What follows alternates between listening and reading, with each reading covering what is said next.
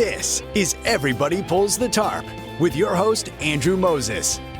Each week, Andrew talks with Olympians, pro athletes, TV stars, Grammy winners, best-selling authors, CEOs, and other high performers to uncover their success secrets. My guest is Washington Commanders running back Austin Ekeler. Every day we write a page of our life. The best thing is you have the pen in your hand. Three-time Olympic gold medalist Tessa Virtue. Welcome back to Everybody Pulls the Tarp. Thanks for thinking of me, and I'm a big fan of the podcast and of yours. So anytime you text or call, I'm here. Mike Mills from REM. The key to that was realizing at some point fairly early on that this was probably our life's work. Every conversation is jam-packed with inspiration and actionable ideas. My guest is 2023 WNBA Coach of the Year, Stephanie White. The hardest thing for a coach is trying to prioritize how much time you put in one area or another. Former MLB player, coach, and manager Clint Hurdle. That is the best title of any podcast out there in America, and the content matches up to it. Andrew, you do a fantastic job. I'm a big fan. Keep up the great work. World-renowned organizing expert Shira Gill. You can improve your life simply by removing things. Get ready for a behind-the-scenes look at the techniques, processes, and mindsets powering the world's most successful people. Let's go. Hi, friends, and welcome back to a new season of Everybody Pulls the Tarp. To kick off season 16, this week my guest is international best-selling author Natalie Sue. Natalie's debut novel, I Hope This Finds You Well, which she released back in 2024, is an international bestseller and the winner of numerous literary awards.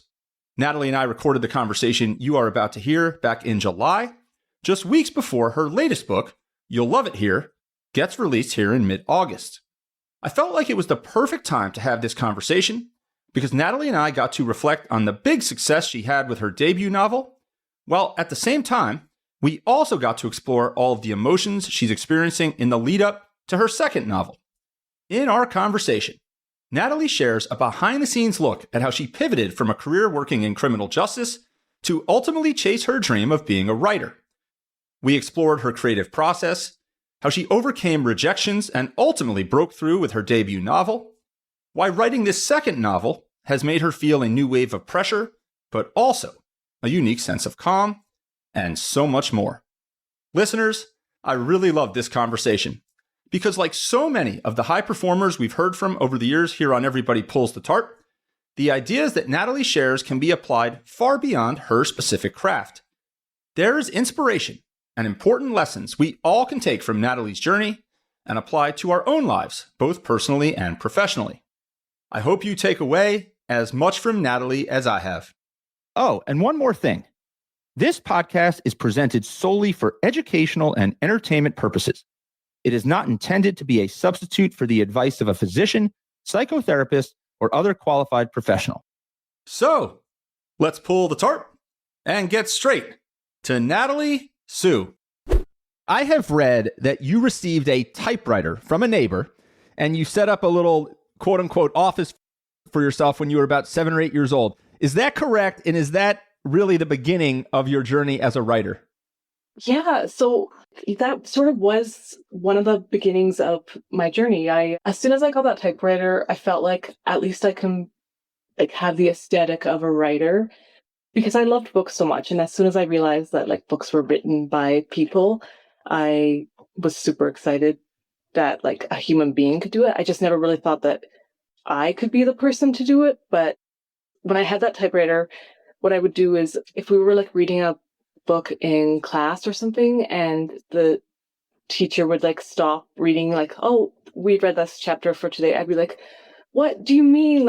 We don't know what's going to happen. And so then I would go home and I would type, I guess, fanfic of the book we were reading just to see what was going to happen. And I think that's where it started, my love for writing. Was there a moment where somebody seeded the idea in you that this could be a skill that if cultivated could turn into something? Not really at first, but then when I was in grade 6, I think we had a moment where we had to hand in a short story. And when I wrote this story about a woman that lives alone on a planet and to me, it wasn't very good. It was something like, here I am, so cold and lonely. There was no plot, but she was really like in her moods about being alone on this planet. And once I handed it in, the teacher took that and read it to the entire class, but like anonymously. And I was both terrified and completely thrilled by it. Just the fact that people were reading my writing, even though they didn't know it was me. And that created a bug in my brain about how like thrilling and horrifying it can be. And that's how it still is. It's a mix of everything. It's a lot of feelings about other people reading your writing. That's a topic that comes up in a lot of my conversations with high performers in any craft, but in particular authors. So you mentioned this love for reading and books. Were there books in particular early on that really opened your eyes?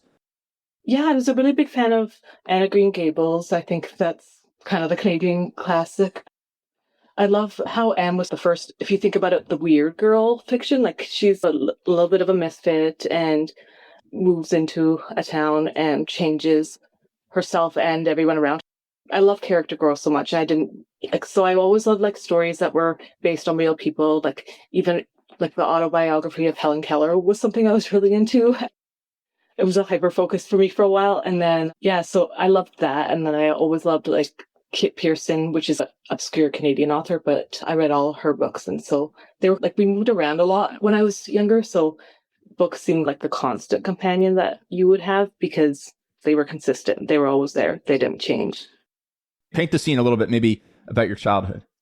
Yeah, I think the moving was a big factor in it just because I was the new kid a lot. And so finding a way to connect with people and always introducing myself to new people. And like, even like, you wouldn't think it, but like, even when I lived in Scotland, there's like different cultural things that they missed. And so like, I remember teaching them about Bloody Mary, which as we all know, like, and that became a huge thing, just telling that story and just having people so excited and react to that was like such a big deal for me. Talk about your career path. And once you got further along in school, into high school, did you start to have the idea that writing as a professional, becoming a novelist was something that you were interested, was something that was even attainable? Talk about that. In my heart, I always wanted to be a writer, but in my mind, I just never really like thought it would be the career for me. I thought I had to do something a little bit more practical. I also thought that you had to live in New York and maybe there just wasn't access for me. And so I just dismissed that as something I couldn't pursue. The first thing that I wanted to be was a paramedic. And so I took my EMR certification and then I was like, maybe I should be more practical and do some business administration. So I studied that in college, but then I was always doing side quests of like English composition, or I love the soft sciences, which I think is also like feeds into writing, like a lot of like the sociology and just like when it comes to characters, it's just so interesting to learn about people. And so I think I took a lot of that. And then I decided to be a paralegal. I felt like I needed to settle on something. I think my parents were getting really, really stressed about the fact that I hadn't settled on a career, but I was so daunted by the fact that I had to pick something and then that's what you do for the rest of your life until you retire. Like that's how I saw it. And so it just seemed like such a huge decision.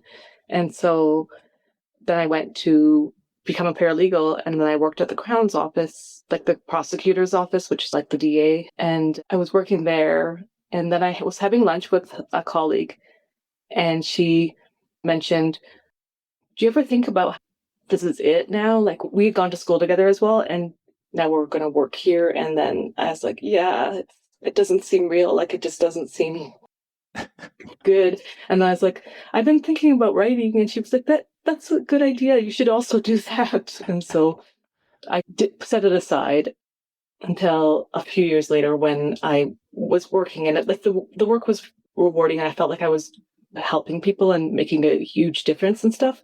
But it was also, it still didn't quite feel like my real life, if that makes sense. Like that I was going to do this forever. And so once my daughter was born and I was on mat leave, that's when I really tried my hand at writing my first manuscript. You've alluded a few times to this curiosity in people and this interest in studying people and different personalities. And I'm curious, if you really had to distill it down, like where do you think that comes from? Have you thought about that? Because there's just been numerous times that you've alluded to that. Excellent question. I don't know. I think but it's true. I am really fascinated by people and and all the ways it affects, things can affect them and how everyone's life is so interesting to me. I feel like every person is so interesting if you find the right way to get to know them in a lot of ways. I think it honestly might come back down to just moving around and meeting new people. I think until about age 10 or 12, I think we moved 5 or 6 times. I never really stayed in a grade for longer than a year and a half type of thing. And so it's always a new group of friends and new classes, new systems to learn. So you were on maternity leave. Yeah. You re-engage in the craft of writing. Mm-hmm. Talk about that. Did you feel at least like it came easy to you? I know that manuscript you wrote there was not what immediately became your first novel. There was hundreds of rejections once you had some different manuscripts created. So we're not talking about sitting down at a typewriter or a computer and writing a novel and it hitting bookshelves. But what did it feel like to you? If I were to answer it then, I probably felt like it was better than I would, in retrospect. But at the time, I felt like it came easy to me in the sense that I did the work. I was always researching craft. As soon as I decided I wanted to write, I realized I kind of didn't know things like plot and character and all these things. And so I just really researched craft and story structure. And once I did that research is when I started to write, but I still wrote something that was more plot heavy, but not really it was more things were happening to a character, but it wasn't really a story that you could publish nowadays or any time, actually. So you write a couple of different manuscripts. Nothing in that kind of initial few years gets published. Are you still working at the prosecutor's office full time? Is the writing just a nights and weekends and edges of time type of thing? Talk to me about what those few years looked like once you reconnected with that craft a bit. As soon as I wrote that first manuscript, I realized I needed to research how to get published. And so I had no idea how to get published. And I looked into it and realized you needed an agent. And so then I joined a group. I think it was a local writers group. And someone was like, has anyone entered? There's this now defunct, but there was this contest called Pitch Wars, which basically people mentor, more established writers mentor younger writers. And that really, I entered that and I got into it and I thought, okay, I'm going to get published now. My career is set. And as soon as I had finished writing that manuscript, got into Pitch Wars, I realized something, which was that no matter what, I was going to get published. And then I was in for a big surprise, which was that it didn't happen that way. And I ended up they have an agent showcase and maybe 5 agents requested from me and they all ended up in rejection. And as soon as those rejections came in, I still realized that it still felt even though I was getting rejected, it still felt more like my real life than anything else, if that makes sense. And so at that moment, I knew that I was always going to be writing, even if I didn't get published. You used an interesting phrase here. You felt like even though it might never be published, you were writing. This was who you were meant to be. This was your calling. You had found it. Talk about that feeling and those emotions, because I've got to imagine that's something that a lot of people are wrestling with, is they have this dream, this ambition. They feel like they're good at something, but maybe they're not finding commercial success by the standard definition of commercial success yet. And unlike you, they give up and they walk away. They don't feel that sense of contentment or that sense of direction. Talk about the range of emotions and all of that. That's interesting. Yeah, I mean, there was definitely times, especially after the few hundredth rejection, that I definitely considered walking away. The problem was that I felt like I was screwed because I knew that I was going to still love writing. And even though I couldn't get published, they couldn't take writing away from me, if that makes sense. And so it does. Because I had a friend who was also we were discussing querying and getting and a lot of rejections, and she said something along the lines of, well, if I don't get published, Or like, if I get this next rejection, then I can't be a writer. And I thought, well, we are writers. Like, we can be writers because no one has to give you permission. Like, anyone can be a writer. Problem is, we might not get published. And so it just took a moment of realizing that we could keep going. Natalie, that is just such a powerful idea. I mean, you could apply that to anything anybody is pursuing. I mean, if you've got a guitar in your hand and you play the guitar, you don't need someone else to tell you that you're a guitar player or that you're a musician. You're a musician because you're down the path, you're engaged. Yeah, no, I strongly believe that. And the thing is, there were moments after that where people would say things like, oh, but you're still, oh, like, if they were shocked that I was still writing, because I had shared that I had got into pitch wars and that I was with almost everyone I knew. I was so excited. And I mean, I think it was 5 years later until I actually got agents. And so like 5 years later, people were back doing like, oh, you're still writing? Oh, okay. Like, surprised. And those moments maybe I am a little delusional to keep pursuing it, because I think people are wondering if it's going to happen for me. And I'm pretty sure it's not going to happen for me, like, at this point. And so I think that it happened almost at the very, very end, like where I was still sending, but it's hard to say because like the bus was always coming. I just couldn't see it around the corner. Like, you can only see the bus when it turns the corner, if that makes sense. So I don't know. It's hard to look back on. And I'm of the mindset that I think to accomplish anything ambitious, you have to have a healthy amount of delusion, maybe. I agree. To keep going, because I've not encountered anybody who's achieved anything that hasn't had a door slammed in their face hundreds of times, faced hundreds of instances of rejection and doubt and all kinds of things. So I think a healthy level of delusion is almost required as a prerequisite to accomplish anything that you're going to do individually or as a group if it's ambitious and challenging. So, Natalie, just help me understand where we are chronologically here. So I hope this finds you well. Your international bestseller releases in 2024. You started writing those first manuscripts in 2016, 2017. Is that correct? Yeah. I would say that maybe 2016. Yeah. And so then between 2016 and 2024, take me to the moment where you had the idea for what became I Hope This Finds You Well, and when you really started to engage deeply in working on that. Yeah, that was actually I Hope This Finds You Well started when I was probably at my lowest point when it came to rejections. I was probably the closest to giving up when I wrote I Hope This Finds You Well, in the sense that I had gotten I was querying my fourth query, and I had just started, and it was going worse than ever. I was getting more rejections than any other manuscript had ever gotten. And it was like early on, like you can kind of tell how it's going to go when you first start querying. And this one looked like it was really going terribly. And I went back to thinking about how I always said, like, to other people, like, oh, we'll always have writing, and apply that to myself. And so it was the height of the pandemic, and I decided to, like, everyone was working from home, and I was like, what do I want to write that? And I stopped thinking about like what was publishable, because I really honestly didn't think that I Hope This Finds You Well was that marketable at the time, because no one was working in an office. Why was I writing an office book?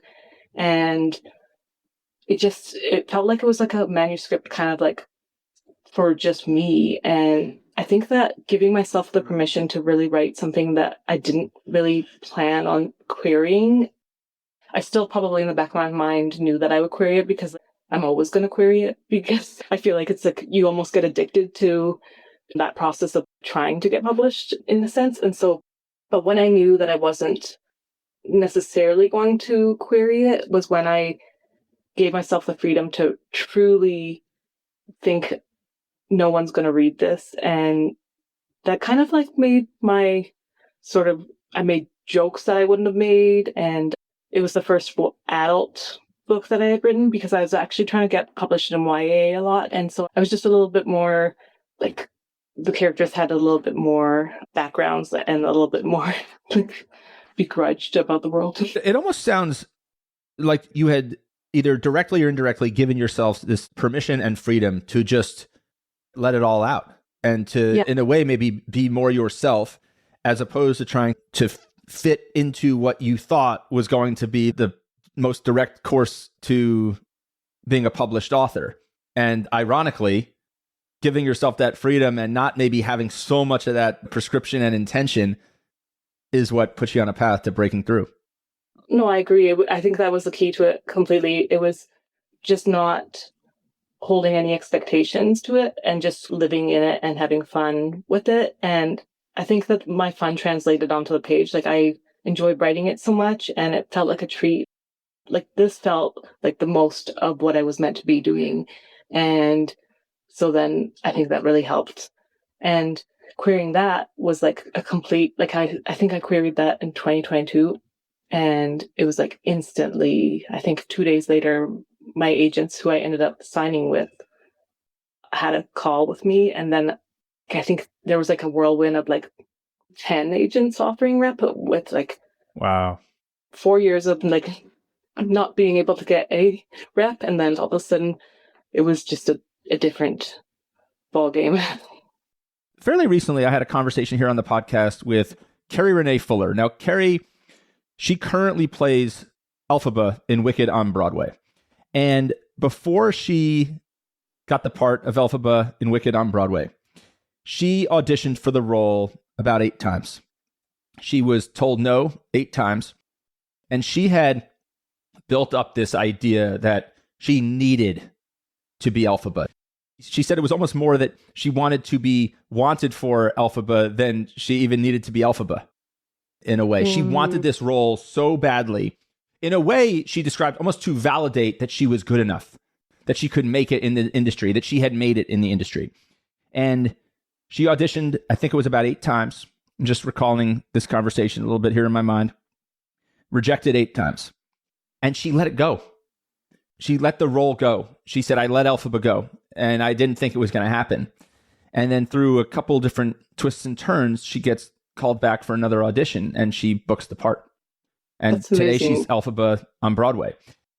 And she said she really described similarly to a moment that you described, like this moment where had she not let go, it might have never happened.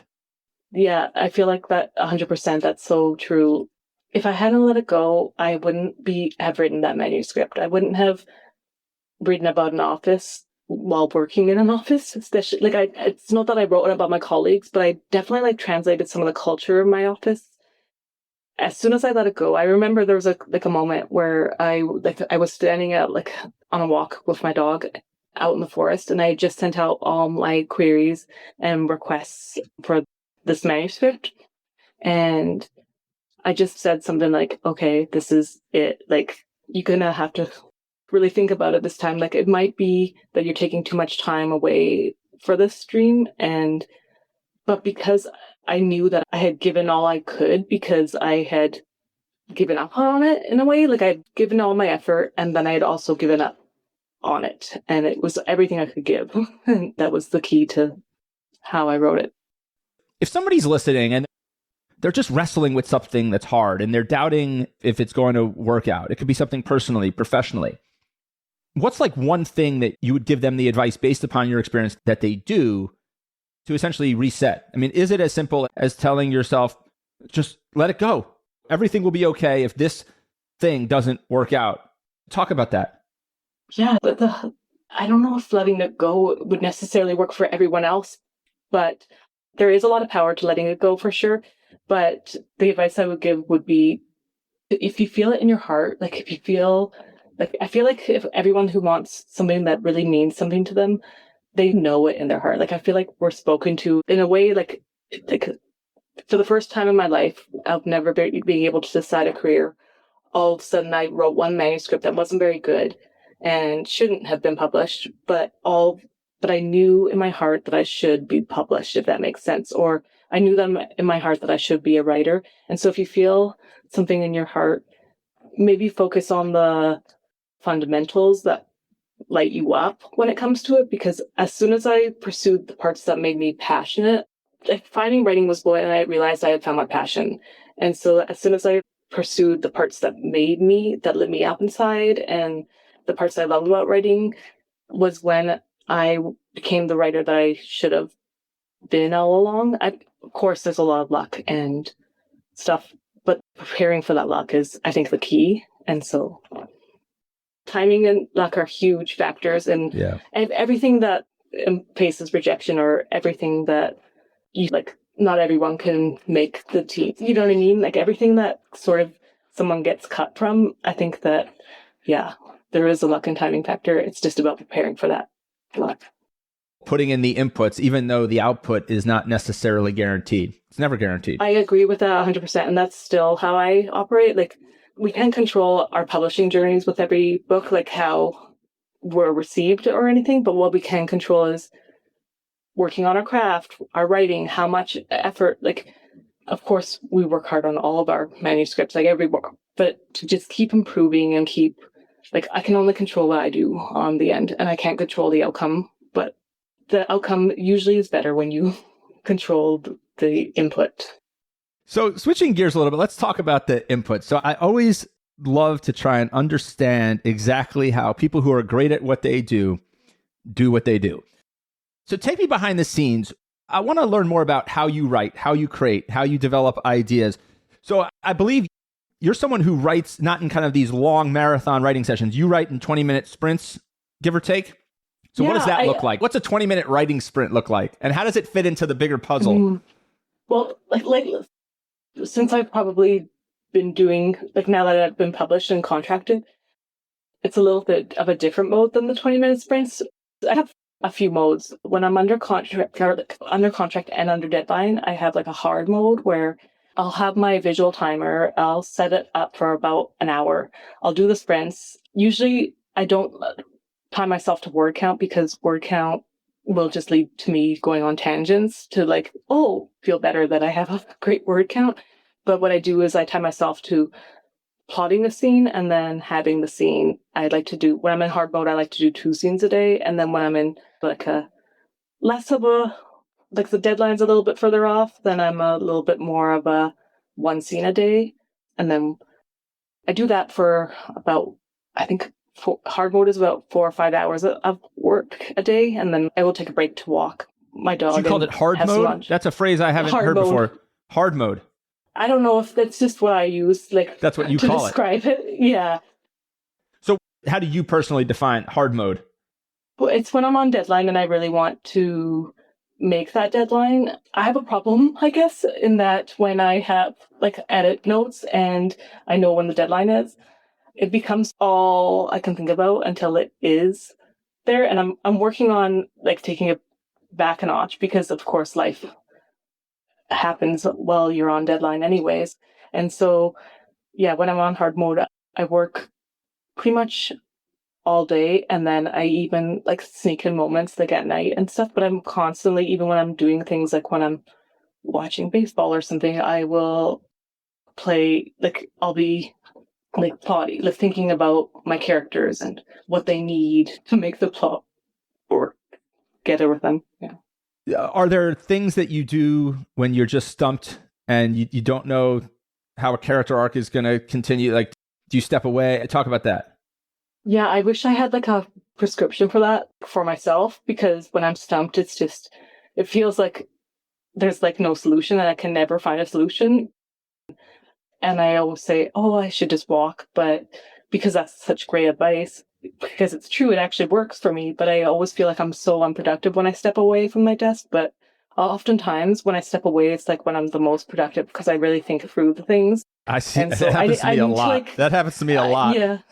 Right? Like I need to give up that sort of hustle mindset where it's like, if I'm not butt in chair working on the manuscript, I'm not working on the manuscript, because I'm still You're really always working on the manuscript. Totally. Yeah. It's always like, and all my ideas come to me when I'm not like ready for them, if that makes sense. Like it does. Yeah. My idea for my next book comes usually when I'm like working on the other book, because that's how it always is for me. And yeah. Take me into like this, like where are you when you're writing? Are you somebody who writes in a lot of different places, or do you always have to be in the same chair in the same room when you're doing that hard mode? Hard mode, I don't really like to leave the house, because like there's so many factors out in the world that you can't control. Yeah. Like if someone's taking your table at your favorite coffee shop, or I like the library for writing it when I'm in a softer mode. But so hard mode, it's all about like this desk. It's a very small room. Like I don't even know if it's like considered a full bedroom that I'm in, but it's like it's surrounded by my plants and some books and stuff that inspires me. I keep it tidy and like mind clear. Like it's cluttered because I love clutter. Like I love certain things like plants and books a lot, but it's tidy as well. If that makes sense. That does make sense. Take me into how you boot up for writing. How do you boot yourself up? Like, is there a routine? How do you get into that flow or try to get into that flow?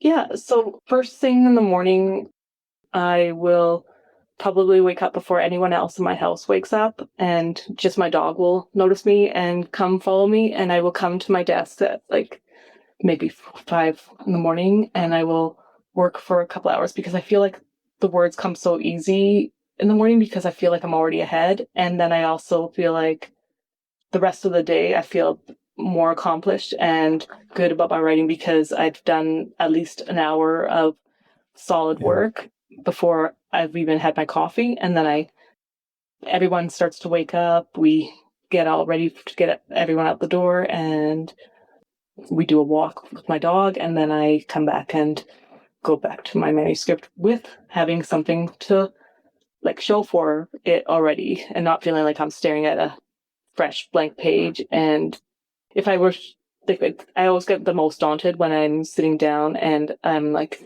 okay, now I'm supposed to be working. And it's just like, and work. But then you're thinking, oh, I should have been working, and it just doesn't work out.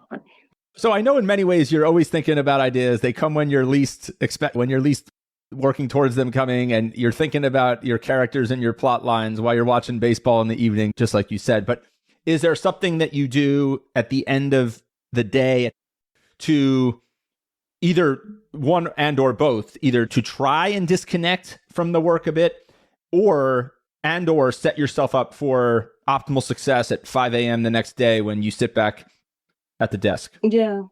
When I'm at the end of the day, I do disconnect. Like I do have really strict disconnection.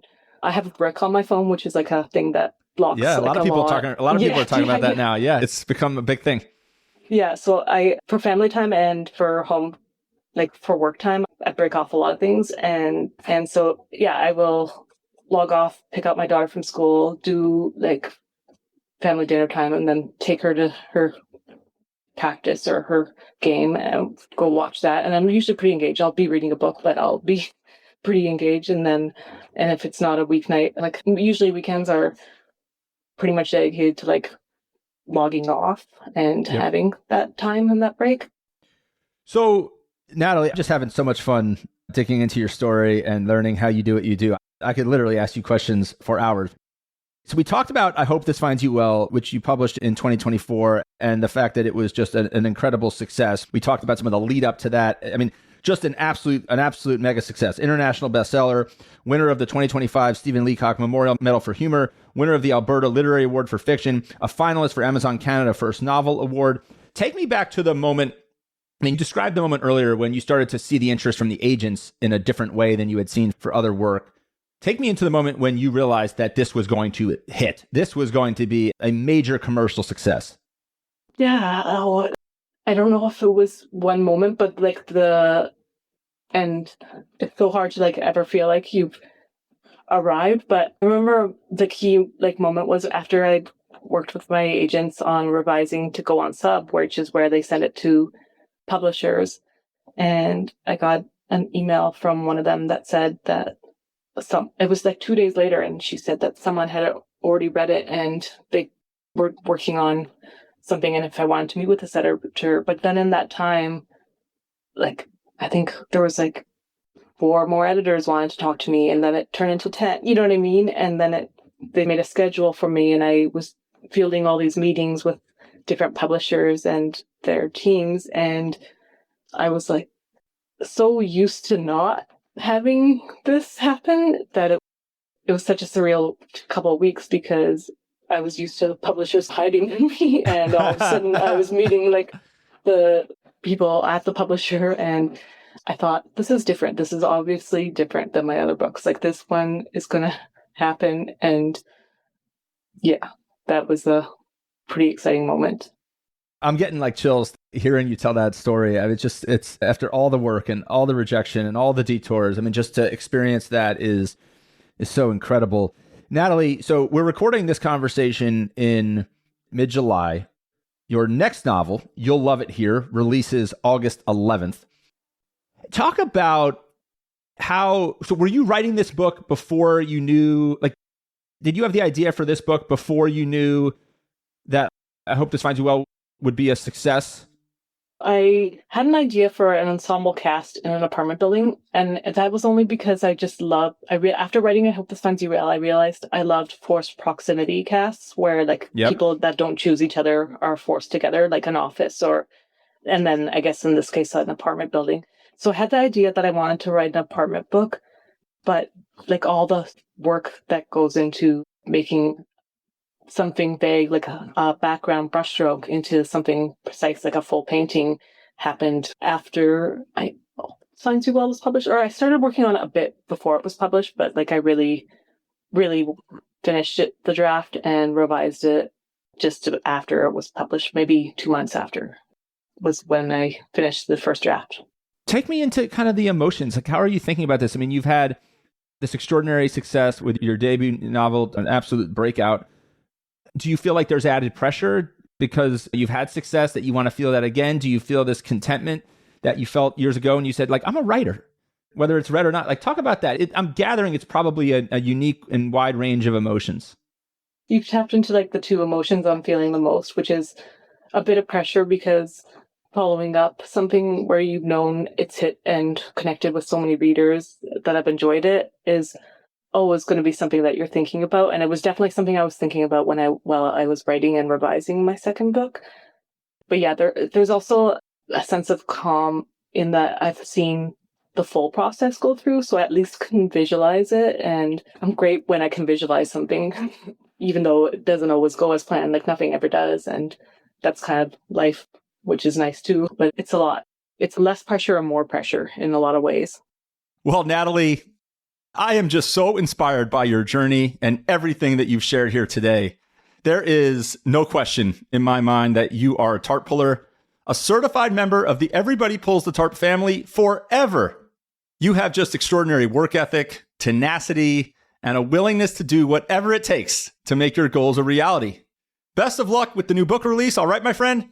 And I can't wait to continue following your journey in the future. Let's keep in touch, all right? Thank you for spending some time with me this week. Well, listeners, that's my conversation with Natalie Sue. If you enjoyed this episode, here are a few other episodes that you may enjoy as well. My conversations with Broadway star Carrie Renee Fuller, best-selling author Sarah McCoy, and NFL star Austin Eckler. Be sure to check those out, and don't forget to share this episode with a friend or on social media. I appreciate you, and am so glad that we're on this journey together. Keep pulling the tarp, and we'll talk again soon.